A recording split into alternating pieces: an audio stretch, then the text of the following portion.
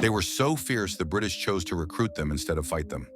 We are talking about the legendary Gurkhas, Nepalese warriors whose blades are as steel as their courage. This isn't just a military unit. It's a testament to raw, unbeatable fighting spirit.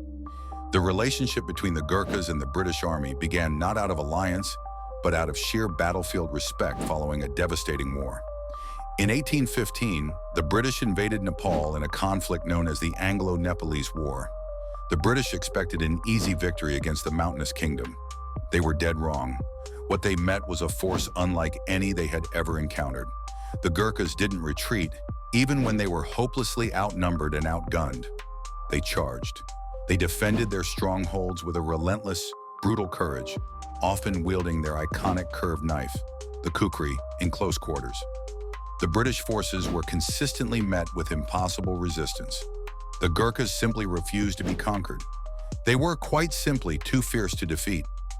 After a long, bloody, and costly war, the British realized they had two choices: continue a crippling, drawn-out war with no guarantee of victory, or change tactics. If you're fascinated by this kind of strategic brilliance, hit that subscribe button now. Under the terms of the Treaty of Sugauli that ended the war, the British made an unprecedented offer. They didn't just sue for peace.